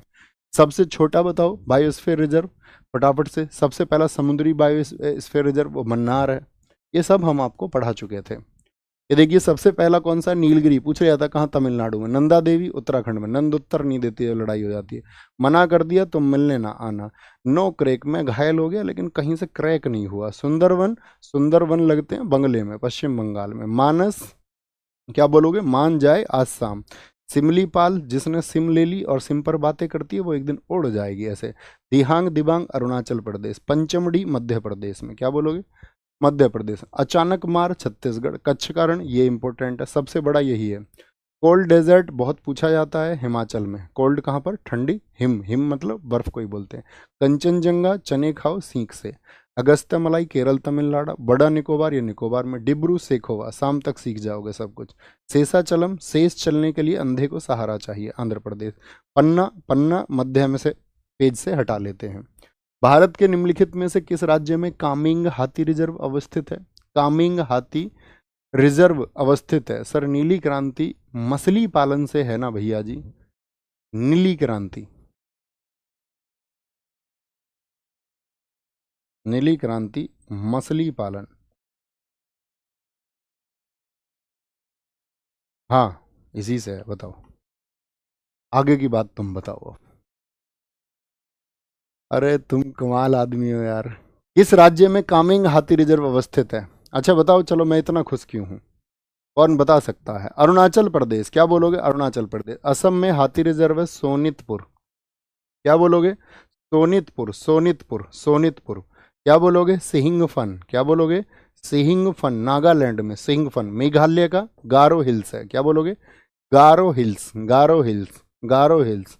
बोलो जी। बादल, बादल खोल कहाँ का है, बादल खोल हाथी अभ्यारण्य, तो बादल खोल है आपका छत्तीसगढ़ का, क्या बोलोगे, छत्तीसगढ़ का। नीलांबुर बताओ फटाफट से कहाँ पर है, बहुत पूछा जाता है। नीलांबुर जो हाथी रिजर्व है वो केरला का है, कहाँ का है, केरला का। संबलपुर बताओ फटाफट से कहाँ का, संबलपुर कहाँ का है आपका, ओडिशा। यहाँ संबलपुर तो बहुत प्रसिद्ध है, किसके लिए, साड़ियों के लिए भी बहुत प्रसिद्ध है। श्री विल्लीपुथूर कहाँ का है, क्या बोलोगे, श्री विल्लुपुथुर कहाँ का है? श्री विल्लुपुथुर आपका ये तमिलनाडु का है। कहाँ का? तमिलनाडु का। शिवालिक बताओ, शिवालिक कहाँ का साथी? शिवालिक आपका उत्तराखंड का है। कहाँ का? उत्तराखंड का। मयूर झरना हाथी रिजर्व कहाँ पर है? मयूर झरना तो वो आपका वेस्ट बंगाल का है। अच्छा, बता सकते हैं सबसे पहला और सबसे बड़ा हाथी रिजर्व कौन सा है? बोलेंगे भी फटाफट से। बहुत बढ़िया सर, आपको आज सैलरी मिल गई होगी। बहुत बढ़िया। क्या बोलेंगे? मयूर झरना वेस्ट बंगाल में। अगली बात बताओ, सबसे पहला, पागल हम सैलरी देने वाले हैं। आगे बताओ फटाफट से, ये तो बात ही गलत है। मयूर झरना वेस्ट बंगाल में। अगली बात बताएंगे, आ, दुनिया में मयूर झरना हो गया, और क्या बताया मैंने? सबसे पहला कौन सा है? तो सबसे पहला, ये आंसर आपको करना था, सबसे पहला है आपका सिंह भूमि। सिंह भूमि, क्या बोलोगे? सिंह भूमि। कहाँ पर है सिंह भूमि? सबसे पहला और सबसे बड़ा यही है, झारखंड में। झारखंड में, झारखंड में। निम्नलिखित घटनाओं को कालानुक्रमिक क्रम में व्यवस्थित कीजिए और नीचे दिए गए कूट से सही उत्तर चुनिए। आंसर करेंगे फटाफट से। तो आप पापा बनने वाले हैं। अरे यार, इतने आदमी, इतने करोड़ों लोग, 800 करोड़ लोग अभी जीवित हैं। 800 करोड़ लोग आपसे पहले जीवित हो चुके हैं ना, वो सब बाप ही बने हैं। बाप बन के किसी ने कौन सी बड़ी बात कर दी, सब बाप बनेंगे। निम्नलिखित घटनाओं को कालानुक्रमिक क्रम में व्यवस्थित कीजिए और नीचे दिए गए कूट से सही उत्तर कीजिए। चलो अभी आओ इधर, बोलेंगे जी। एक बच्चे ने सही गैस किया है, बस एक है अपना जिगरी दोस्त। आगे आएंगे। रियो पृथ्वी सम्मेलन कब का है? रियो पृथ्वी सम्मेलन ये 1992 का है, 1992 का है। बटलैंड आयोग रिपोर्ट जो आई थी आपका 1987 में आई। मॉन्ट्रियल प्रोटोकॉल ये आपका 1989 का है। क्या बोलोगे? और आपका लिमिटथ द लिमिटथ ग्रोथ जो आई थी आपका 1972 में आई थी यूनेप के द्वारा, ठीक है, जब यूनेप की स्थापना हुई। तो क्या पूछ रहा है? व्यवस्थित क्रम में इसका आंसर हमको देना है, तो क्या बन जाएगा? 4 बन जाएगा। 4 4 2 3 1, 4 2 3 1, ऑप्शन 4 एकदम से ठीक हो जाएगा, ठीक है। अच्छा, एक आपका सीओपी होता है पर्यावरण के लिए। सीओपी का फुल फॉर्म कौन बताएगा? सीओपी 29 कहाँ पर हुआ था? अजरबैजान में। अजरबैजान जिसकी राजधानी क्या है? बाकू है। आपका कॉप कॉप 30 कहाँ पर हुआ था? कॉप 30 पिछले प्रैक्टिस सेट में मैंने फुल फॉर्म बताई थी कॉप की, जरा बताएं फटाफट से, सबकी तरफ से आना चाहिए। कॉप का फुल फॉर्म क्या है? बोलेंगे भी फटाफट से, फटाफट से भैया। ऑप्शन सी देख लीजिए एक बार, 21 का क्या हो गया? ऑप्शन सी में क्या हो गया? इसमें कौन सा एक भारत में जैव विविधता का हॉट स्पॉट है? इंडो बर्मी रीजन हमने बता दिया आपको, भारत में अम्यार क्षेत्र हो गया।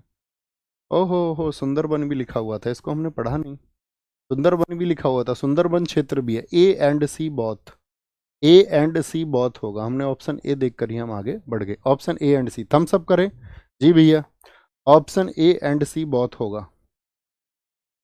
ये देखिए, इसको थम्स, इसको एक बार जो है स्क्रीनशॉट आप ले लेंगे। ये वो आपका समिट है जो लगातार पूछे जाते हैं और सभी एग्जाम्स में पूछे जाते हैं, स्टेट एग्जाम्स के लिए भी उतना ही महत्वपूर्ण है। दिखाएं भी, किस बच्चे ने लिखा सीओपी का फुल फॉर्म?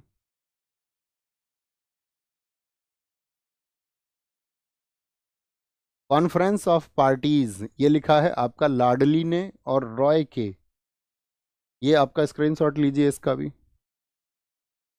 बोलेंगे चिपको आंदोलन संबंधित है। चिपको आंदोलन का संबंध किससे है? बोलेंगे भी फटाफट से। चिपको आंदोलन पादप संरक्षण से, बाघ परियोजना से, घड़ियाल परियोजना से, या पादप प्रजनन से? तो ये पेड़ों को बचाने के लिए था, पादप संरक्षण से था, चिपको आंदोलन था। और चिपको आंदोलन ये चला था चिमोली में। चिमोली में आपको पता होगा, मैं हमेशा से पिछले वर्षों में भी आप सबसे जोर देता रहा कि हम सबको अपने जीवन के लिए पेड़ चाहिए, और अक्सर पेड़ काटे जा रहे हैं, बहुत लोग काट रहे हैं, ठीक है, उसको आप रोक नहीं सकते हैं, सरकार का संरक्षण उन्हें प्राप्त होता है। और सरकार के लिए उद्योगपति यानी कि जो ये पूंजीवादी लोग होते हैं, पूंजीपति लोग होते हैं, ये आपका महत्व रखते हैं, ठीक है। लेकिन हमारा कर्तव्य क्या है इस प्रकृति के लिए? कि हमको पेड़ लगाने होंगे। और मैंने एक वर्ष का एक टारगेट ले रखा है 1 लाख पेड़ लगाने का, जिसके लिए आसान तरीका मैंने क्या बनाया हुआ है, कुछ जगह पर पेड़ डोनेशन करना। और पेड़ वही उठा के ले जाता है तो जो आपका सक्षम होता है। तो आप भी ऐसे प्रयास करिए, हो सकता है आप पेड़ उतने अपने हाथ से ना लगा पाएँ, हालांकि हम एक टीम के द्वारा पेड़ों को लगवा रहे हैं सब जगह, लेकिन फिर भी जब कभी आपकी जॉब लग जाए, ठीक है। अभी हो सकता है आपके पास पैसे ना हो, या जो थोड़े सक्षम है, ठीक है, या आप गांव में से कोई पेड़ हो सकता है, नीम वगैरह ये सब जगह हो जाते हैं, वो पेड़ उखाड़ करके आप उनको डोनेट कर सकते हैं, ठीक है, और डोनेट कर सकते हैं, जन्मदिन वगैरह पे दे सकते हैं किसी को, या आप किसी दुकान पर रखवा सकते हो, क्योंकि वहाँ से पेड़ वही लेके जाएगा जिसको ज़रूरत होगी। तो इस प्रकृति को साथी, जो साथी है, जो हम अभी सांस ले पा रहे हैं, आप भी जो सांस ले पा रहे हैं, वो उस प्रकृति की वजह से, उसको हमें बचाना होगा, ठीक है। हमें भूल जाओगे ना, फिर पता नहीं आप हमें याद करोगे या नहीं। इसके लिए श्योरिटी कैसे दी जाए? इसके लिए तो श्योरिटी एक बन सकती है कि आपका घर है, मेरा आपका एड्रेस एकदम से ओपन है, अपने गांव का नाम मैंने प्रोफाइल पे लिखा हुआ है। जब कभी भी आपका मन हो, जब कभी भी आपके पास समय हो, तो आप गांव आना, है ना, और आराम से आना, अच्छे से रुकने के लिए आना, बहुत अच्छा लगेगा मुझे। तो आप अब याद दिलाने के लिए आते रहना, है ना, तुम याद दिलाने आ जाओगे, ये प्रॉमिस करो एक बार, बोलो कामयाब होके आओगे एक बार, ठीक है। कामयाब भी नहीं होगे तब भी आओगे। और मेरी नज़र में तो कामयाब इंसान की पहचान ये है, जैसे एक बच्चा ने मुझसे पूछा भी था क्लास में कि सर कामयाब व्यक्ति की पहचान क्या होती है। मेरी नज़र में तो कामयाब व्यक्ति वो है जो नैतिक है, जो दूसरे के सुख में सुखी होता हो, जो दूसरे के दुख में दुखी होता हो, जो मंगल कामना खुद के लिए जैसे करता है वैसे ही बाकी लोगों के लिए भी करता हो, कि बाकी लोग भी अच्छा करें, जो ज़िंदगी में कुछ बेहतर तरीके से चल रहे हों, जो योजनाबद्ध तरीके से चल रहे हों, जो अच्छे इंसान हैं, वो सुख में रहें। तो मेरी नज़र में तो वो कामयाब है। तो अगर आप आज भी उस कसौटी पर खरे उतरते हैं, तो आप आज भी मेरी नज़र में कामयाब हो, ठीक है। और इसमें ये होता है कि भाई आर्थिक तंगी नहीं आ पाती है ज़िंदगी में, आपके पास कुछ पैसे यदि आते रहेंगे नौकरी के माध्यम से, आप गर्दिश में नहीं जाओगे, वो एक बोनस पॉइंट्स होते हैं, बाकी सब तो अतिरिक्त। ओके, चलिए। चिमोली, चिमोली कहाँ पर? उत्तराखंड में। चिपको आंदोलन, पेड़ों को बचा, भैया पेड़ लगाने होंगे सबको, प्रॉमिस करें भैया अपनी ज़िंदगी में 100 पेड़, 50 पेड़, 10 पेड़, 1000 पेड़, 500 पेड़, एक लक्ष्य लीजिए, एक लक्ष्य लीजिए और उस लक्ष्य पर चलिए। एक समाज के लिए आपका क्या योगदान होना चाहिए, इस प्रकृति के लिए आपका क्या योगदान होना चाहिए, वही आपको एक बेहतर मानव बनाता है। मुझे बताओ, एपिको आंदोलन चला था एक, एपिको आंदोलन, एपिको आंदोलन, तो एपिको आंदोलन कब चला था? तो एपिको आंदोलन चला था आपका पांडुरंग हेगड़े के द्वारा। क्या बोलोगे? पांडुरंग हेगड़े के द्वारा ये चला था, पांडुरंग हेगड़े के द्वारा, ठीक है। दक्षिण भारत में था ये, साउथ इंडिया में। आप मुझे बताओ, खेजड़ी या बिश्नोई आंदोलन कहाँ पर चला था? खेजड़ी बोलते हैं इसको, बिश्नोई आंदोलन, क्योंकि खेजड़ी आपका राजकीय वृक्ष है ना उधर राजस्थान में। बिश्नोई आंदोलन ये चला था आपका राजस्थान में, 1730 का है। क्या बोलोगे? 1730 का है आपका। कहाँ पर चला था ये? राजस्थान में चला था। साइलेंट वैली बताओ कहाँ पर चला था? साइलेंट वैली, साइलेंट वैली जहाँ पर है वहीं पर चला था, यानी कि केरला में चला था। कहाँ पर? केरला में चला था भैया 1973 में, 1973 में, 1973 में। नर्मदा बचाओ आंदोलन कहाँ पर चला था? केवड़िया, गुजरात में चला था। किस वर्ष में चला था? 1985 में, 1985 में। वो भी बहुत पूछा जाता है। एसोचैम का पूर्ण रूप क्या है? एसोचैम का पूरा नाम बताएंगे एक बार फटाफट से। एसोचैम का पूर्ण रूप क्या है? बोलेंगे अभी फटाफट से। एसोचैम का पूर्ण रूप क्या है? एसोसिएटेड कॉमर्स है, एसोसिएटेड चैम्बर्स इन इंडिया होगा, या एसोसिएशन ऑफ कॉमर्स है, या associated chambers of commerce and industry होगा। तो ऑप्शन डी ज़्यादा साथी बता रहे हैं, एकदम से ठीक है। एसोचैम की स्थापना कब हुई थी? 1920 में। ऐसे ही फिक्की पूछा जाता है, फिक्की का पूरा नाम बताओ क्या होगा? तो जो फिक्की है वो है फेडरेशन ऑफ इंडियन चैम्बर्स। क्या बोलोगे? Federation of, federation of Indian, Indian chambers. क्या बोलोगे? Federation of Indian, Indian chambers, Indian chambers of commerce and, of commerce and, commerce and industry. क्या बोलोगे?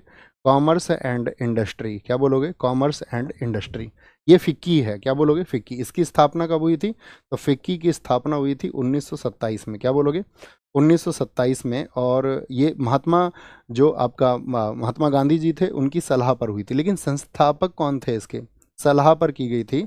इसको जो स्थापित किया था वो किया था घनश्याम दास बिड़ला, जो बिजनेसमैन रहे। घनश्याम दास बिड़ला बहुत परोपकारी थे। घनश्याम दास बिड़ला, घनश्याम दास बिड़ला और पुरुषोत्तम दास ठक्कर। क्या बोलोगे? पुरुषोत्तम, पुरुषोत्तम दास ठक्कर, पुरुषोत्तम दास ठक्कर के द्वारा इसकी स्थापना की गई थी। हेडक्वार्टर कहाँ हेडक्वार्टर कहाँ गया था? बोलेंगे भी फटाफट से। हेडक्वार्टर कहाँ बनाया गया था इसका? नई दिल्ली में बनाया गया था। कहाँ पर बोलेंगे? नई दिल्ली पर बनाया गया था। बोलेंगे भी फटाफट से। अरे पढ़ा दो यार, आज आज तो पढ़ा ही दो कम से कम। बोलेंगे भी फटाफट से, आगे आएंगे। नेक्स्ट, केंद्रीय सार्वजनिक क्षेत्रक उद्यमों सीपीएससी को महारत्न, नवरत्न और मिनी रत्न का दर्जा कौन देता है? महारत्न, नवरत्न और मिनी रत्न का दर्जा कौन देता है? तो निजी उद्यम विभाग देता है या लोक उद्यम विभाग, डिपार्टमेंट ऑफ पब्लिक एंटरप्राइजेस, इसको बोलते हैं डीपीई, इसके द्वारा दिया जाता है। मुझे बताओ वर्तमान में भारत में महारत्न कंपनियां कितनी हैं? सारे लोगों का आंसर आएगा। महारत्न की शर्तें आप पढ़ चुके होंगे, ठीक है। महारत्न आपकी शर्तें आप पढ़ चुके होंगे। शुद्ध लाभ कितना होना चाहिए? 5,000 करोड़ रुपए से अधिक का हो। बहुत बढ़िया। Save Aravali, save Aravali, save nature, बहुत अच्छी बात है, सैल्यूट है आपको सर। मैं अब तक 160 प्लांट लगा चुका हूँ। अच्छा, अपने गाँव को साफ कर सकते हैं आप अपने, मतलब ऐसा है हमारे हर गांव में जो औसतन छात्रों की संख्या है, लड़के और लड़कियों को मिला के, इस उत्तर प्रदेश की मैं बात करूं तो औसतन छात्र हमारे हर गांव में 100 से 200 हैं। जिन गांवों में पढ़ाई का, बड़े गांव भी है, क्रेज भी है, इवन मैंने तो अपने यहाँ एक गांव देखा था, वहाँ पर एक गांव में तो हमारे छात्र छात्रियों एकेडमिक कॉम्पिटिटिव एग्जाम कुल मिलाकर के 542 या 543 छात्र थे एक ही गाँव में, ठीक है। मतलब जो पिछले वर्षों में पढ़े हैं और आपका अभी भी पढ़ रहे हैं वर्तमान में, तो आपके गांव में भी होंगे 10, 20, 50, जो भी हों, छोटा गांव होगा बड़ा गांव जैसे भी हैं।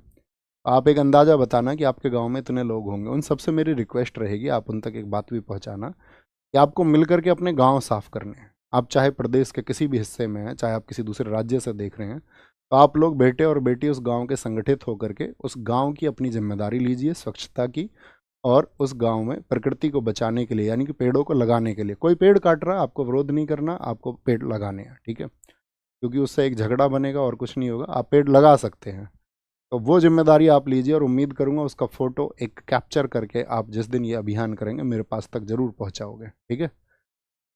ओके, इंतजार रहेगा। बहुत बढ़िया। भारत की जनगणना के कोडिंग सम्मेलन के अनुसार, थम्स अप करो जी भैया, ये हम जरूर करेंगे। जैसे ही पेपर दे लो, जब फ्री रहें तो किसी एक संडे में, एक दिन जाएगा आपका, 1 महीने 15 दिन या आपका 2 महीने में भी आप समय निकालोगे अपने उस गांव के लिए, तो आप उस गांव को बहुत साफ बना सकते हो, ठीक है। आप मिलके एक प्रण लेना, कल जब आप कामयाब हो जाओ, आपके गांव में जो बच्चे आर्थिक वजहों से नहीं पढ़ पा रहे हैं, तो उनके साथ ही तुम बनना। तो इस तरह से ही गांव डेवलप होंगे, इसी तरह से गांव स्वच्छ होंगे, इसी तरह से प्रकृति साफ बनेगी, क्योंकि जिम्मेदारी हमको साथ ही उठानी पड़ेगी, ठीक है। आगे आएंगे।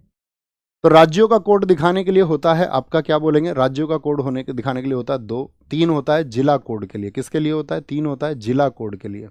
जिला कोड के लिए होता है। मुझे बताओ फटाफट से, उप जिला जो सब डिस्ट्रिक्ट होते हैं उनके लिए क्या कोड होता है? अब जिला, उसके लिए 5 अंक का कोड होता है, 5 अंक का। गाँवों के लिए जनगणना में कितने अंक का कोड होता है? गाँवों के लिए जो कोड होता है वो 6 अंक का होता है। क्या होता है? 6 अंक का होता है। आज का आपका टॉपिक्स रहेगा, सॉरी आज ब्लू कलर में नहीं है, येलो हो गया। ये मत समझ लेना जी ब्लू कलर आपने कहा था, येलो है तो उसको रिवाइज नहीं करेंगे, ऐसा मत करना, है ना। थॉमस क्लिफर्ड अल्बर्ट के आविष्कार से जुड़े हैं। थॉमस क्लिफर्ड अल्बर्ट किसके? एक्सरे से। एक्सरे से तो रॉन्जन जुड़े हुए हैं, रॉन्जन। क्लिनिकल थर्मामीटर, एकदम से सही बात हो जाएगी। स्टेथोस्कोप, इसके लिए रेने लेनेक है। कौन है? रेने लेनेक थे, रेने लेनेक। और एक्सरे के लिए कौन है? रॉन्जन, जिनको रॉन्टजन भी कहा था, लेकिन बोलना रॉन्जन। माइक्रोस्कोप से कौन जुड़े हुए हैं? ये हैं जैकेरियस जेंसन। कौन है? Zacharias Jensen. आज आपको ये रिवाइज करना है भैया, जैकेरियस जैक्सन। ये बहुत पूछे जाते हैं आविष्कारक। जैसे मैं पूछूं ग्रामोफोन का आविष्कार किसने किया था? ग्रामोफोन का आविष्कार एक बड़ी खोज थी उस समय पर। आज हमको लगता है ये बड़ी आसान सी खोज रही होंगी, इनके पीछे हजारों प्रयोग रहे होंगे, हजारों असफलताएं थी। रडार, रडार की बात करेंगे आपका, तो ये है आपका वाटसन वॉट। क्या बोलोगे? वाटसन वॉट, वाटसन वॉट, ठीक है। एक आप मुझे बताओ सिलाई मशीन का आविष्कार किसने किया था? जिसने वस्त्र आप पहन रहे हैं इसी की वजह से है। सिलाई मशीन का ये बड़ा आविष्कार था, और सिलाई मशीन का आविष्कार किया एलाइस होवे ने। किसने? एलाइस होवे ने किया था, एलाइस होवे ने किया था, ठीक है। रेडियो, रेडियो जो संचार हुआ, रेडियो कम्युनिकेशन, वो किसके द्वारा हुआ? बोलेंगे भी फटाफट से, बोलेंगे। सर मैं अभी क्या कह रहे हैं, इतना सक्षम नहीं सर। जो आप की तरह लोगों की मदद मैं भी करता हूँ, आगे करना भी चाहता हूँ, पर मैं घर से इतना ज़्यादा सक्षम नहीं हूँ। लेकिन एक सही इंसान बनकर प्रकृति और लोगों के साथ आपके जैसा व्यवहार रखूंगा। आप मेरे आदर्श हो। मेरे दोस्त, मैं आपको एक बात बताऊं, अगर आप ये कर रहे हैं, आपके अंदर वो भावना है, तो ये प्रकृति खुद आपको वैसा बना देगी। आप देखना, आप सक्षम, इतने ज़्यादा सक्षम आप हो जाओगे, आप इस प्रकृति के लिए सब कुछ कर पाओगे। ये मेरा मानना है, मेरा बिलीफ सिस्टम है। मैंने देखा है कि प्रकृति आपको खुद बना देती है, बस आपके अंदर वो भाव होने चाहिए। दुनिया की कोई ताकत फिर आपको नहीं रोक सकती है ना। आप बनेंगे। मेरी आप ऐसे समझना कि आशीर्वाद है, और अपना आशीर्वाद कभी व्यर्थ नहीं गया आज तक, है ना, अगर आप सही मायने में ये कर रहे हैं। पीतल किसका मिश्रण है भैया, बताएंगे? पीतल, पीतल जिसको हम बोलते हैं आपका ब्रास, पीतल किससे बनता है? ऑप्शन सी, ऑप्शन सी भैया, एकदम ठीक है। 70% जस्ता और 30%, 30 नहीं यार, 70% तांबा होगा ना, 70% तांबा होगा और 30% जस्ता होगा। भाई 30% जिंकी तो होता है, गलत क्यों कर रहे हो? और 70% होगा कॉपर। सारे गलत, सॉरी बोलो, सॉरी बोलो, सॉरी। कांसा किसका है, बताएंगे फटाफट से? जो कांसा, कांसा बनता है आपका, उसमें कॉपर होता है 88%, क्या बोलोगे? टीयू 88% होता है, और 12% होता है एसएन, अर्थात टिन होता है। क्या होता है? टिन होता है। शोल्डर बताइए फटाफट से। शोल्डर जिसको हम बोलते हैं टांका, टांका जिसको हम कहते हैं, वो आपका साथी क्या बोलेंगे? 63% एसएन होता है, और आपका जो लैड होता है, इसमें शीशा होता है, वो होता है 37%। क्या होता है? शीशा, ये टिन होता है आपका। गन मेटल बताओ फटाफट से। गन मेटल, गन मेटल जो बनता है, वो बनता है कॉपर, 88% कॉपर होता है, 88% कॉपर होता है, 2% जिंक होता है उसमें, और आपका 10% टिन होता है, टिन होता है। कॉपर, जिंक और निकिल को मिला के क्या बनता है? वो बनता है आपका जर्मन सिल्वर। क्या बोलोगे? जर्मन सिल्वर, बोलो भाई फटाफट से। आगे आएंगे। सामान्यतः रक्त कैंसर के रूप में निम्नलिखित में से किसे वर्गीकृत नहीं किया जा सकता है? जो रक्त कैंसर है उसके रूप में वर्गीकृत नहीं किया जा सकता है।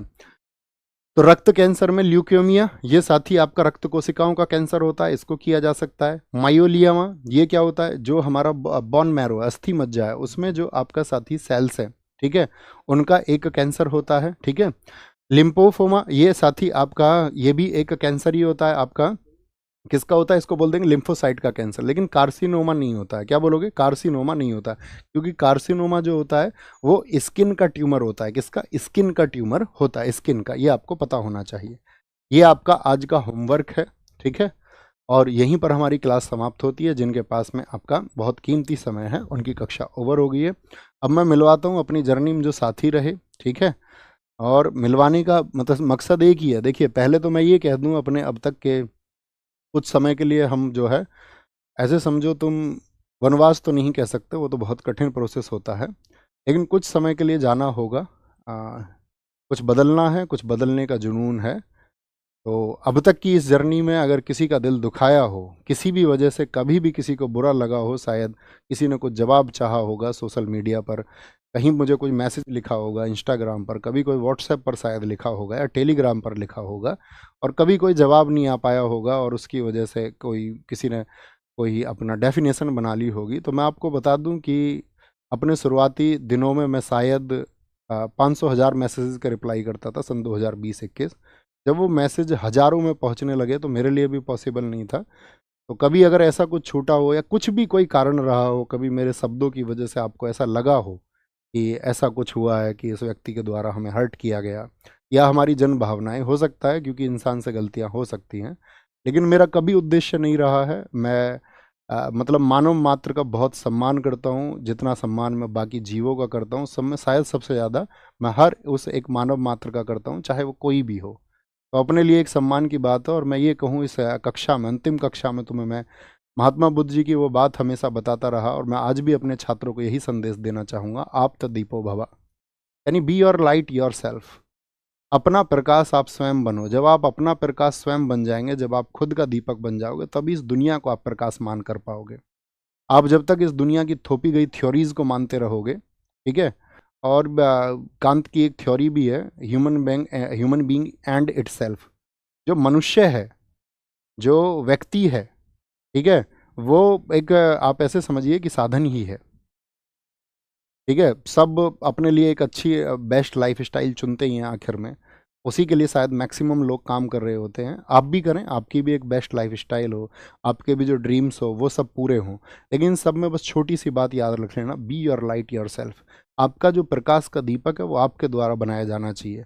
आपको चीज़ों के बारे में विचार करना आना चाहिए। आप किसी थोपी गई गलत मानसिकता का शिकार कभी ना बने। बस यही एक छोटी सी रिक्वेस्ट आपसे है।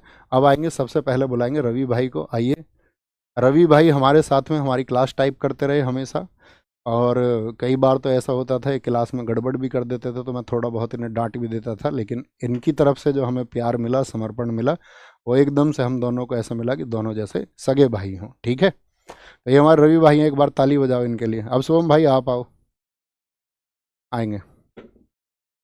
ये हमारे शुभम भाई हैं जो आपकी क्लास की स्ट्रीमिंग करवाते हैं। ठीक है, और एक समय था, मतलब मैं आपको जानते हो सत्य पर बोलने का पक्षधर रहा हूँ। एक समय शुभम भाई का ऐसी मैसेज था, आया था, आपके तरह ही हमारे साथी थे। ठीक है, जैसे आप पढ़ते हैं ऐसे ये पढ़ते थे, तो इन्होंने बताया कुछ दुख भरी घटनाएं थी, और कुछ एक घटना के लिए उन्होंने कह दिया नहीं भैया मैं तो स्थिति हूँ। मैंने कहा तुम्हारा भाई जीवित है यार, तुम इधर आओ अपने पास में। तो तब से हम और जुड़े, और इनका भी जो समर्पण है अपने लिए एक भाई जैसा, एकदम सगे भाई जैसा है। ठीक है, अब मैं मिलाते हैं हम तीसरे व्यक्ति को, अपने स्टार भाई को। अपने स्टार भाई हैं नवीन कसाना। ठीक है, आप मतलब आप ये समझो कि जैसे अब मैंने कोई कंटेंट तैयार किया, जैसे अपनी बुक भी लिखी गई स्टैटिक जीके की, अपनी क्लास नोट से लिखी गई, तो ये यूपीएसआई 2021 के अभ्यर्थी थे, और मेरा और इनका तब का मतलब 2020-21 की बात है ना, 2020-21 में इनकी पहली मुलाकात हुई, और हमारी भी आंसुओं से भरी मुलाकात थी, इनके साथ भी इनके साथ में भी। अपने बहुत सारे लोगों से आंसुओं भरी मुलाकात रही है, लेकिन वहाँ एक बॉन्ड बनता है, वो बॉन्ड इनके साथ में बना, और आपकी क्लास के लिए बहुत ज़्यादा मेहनत मेरे साथ आपका मुझसे भी ज़्यादा मेहनत अगर की है आपने उस कंटेंट को तैयार करने के लिए, तो वो नवीन कसाना भाई ने की है। ठीक है, तो ये एक मतलब हिडन स्टार हैं, ये 2-3 लोग जो मैं आपको दिखा रहा हूँ, ये मतलब अपनी परिभाषा है। वो ऐसा नहीं था अपने पास में बहुत बड़ी टीम थी, अकेला व्यक्ति अपने आप में एक टीम था, है ना। तो इन सब लोगों से मैं आपको मिलवाना चाहता था। ऐसे ही आप भी कामयाब हों, आज ये लोग कामयाब हैं, बहुत अच्छा कर रहे हैं, और अपनी ज़िंदगी में ये भी बहुत अच्छा करेंगे, आप भी बहुत अच्छा करें। ठीक है, आप कुछ कहना चाहोगे? अच्छा ठीक है, ठीक है, ठीक है, बस बस बस, ठीक है। तो ये सब था, बाकी अपना ख्याल रखिए, बहुत सारा खुद को विकसित करिए, पढ़िए, खूब पढ़िए। जब आप खूब पढ़ेंगे, ठीक है, ये सब्जेक्टिव नॉलेज ठीक है आपकी परीक्षाएं पास करने के लिए काम आएंगी, लेकिन पढ़िए, खुद का विकास करिए, और खुद को चरम पर पहुंचाइए। एक सामान्य व्यक्ति कहीं भी पहुंच सकता है। ठीक है, एक औसत व्यक्ति कहीं भी पहुंच सकता है। अपने संसाधनों को बीच में आने मत देना, ये मत सोचना मेरे पास शायद ये संसाधन नहीं है, मैं ये नहीं कर सकता हूँ। सामान्य व्यक्तियों ने सबसे बड़े काम इस देश में, इस दुनिया में, इस ब्रह्मांड में किए हैं, आप भी उन्हीं में से एक हो सकते हैं। लेकिन वो स्पिरिट आपके अंदर होना चाहिए, वो रिस्क लेने की क्षमता आपके अंदर होनी चाहिए, उस कंफर्ट जोन से बाहर निकलना आपको होगा, और एक दिन देखना आप फतह करेंगे। लेकिन उस फतह के लिए सबसे ज़रूरी है प्लानिंग, और चीज़ों का सही तरीके से एनालिसिस, आकलन करके, और एक दिन देखना आप ही विजित होंगे, और बाकी सबको भी आप विजित करेंगे, बाकी सबकी खुशियों के आप कारण बनेंगे।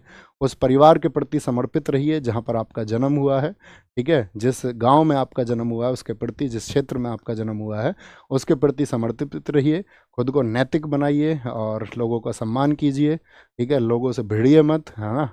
और वही बस कड़वा मत बोलिए, मतलब मेरे पास बोलने के लिए बहुत कुछ है, और मैं बोलता रहूँगा बीच बीच में, कभी कभार जो मैं चाहता हूँ कि मैं अवेयरनेस एक लेके आऊँ, तो उस अवेयरनेस के लिए मैं काम करता रहूँगा, और बीच बीच में छोटी छोटी वीडियोज़ आपको मिलती रहेंगी। बाकी इंस्टाग्राम वगैरह या आपका यूट्यूब के माध्यम से, या जैसे भी आपसे जुड़ने का मैं कोशिश करूँगा कि वीक में एक दो छोटे इवेंट 10-10 20-20 मिनट के मैं करता रहूँ। तो अपना ख्याल रखिए। बाकी आप सबके आशीर्वाद की हमें भी ज़रूरत है, आप सबके स्नेह की ज़रूरत है। छोटे भाई बहनों को जो प्यार मेरी तरफ से मिलना चाहिए था उसके लिए मैंने वर्षों तक भरपूर प्रयास किया है। ठीक है, अपना ख्याल रखिए, और आज घर जाके ज़रूर नमस्ते बोलना सबको कि भैया की तरफ से नमस्ते आया है, घर के जो बुजुर्ग हैं। टेक केयर, बाय बाय, जय हिंद, जय भारत। अपनी जर्नी यहीं समाप्त होती है। Thank you.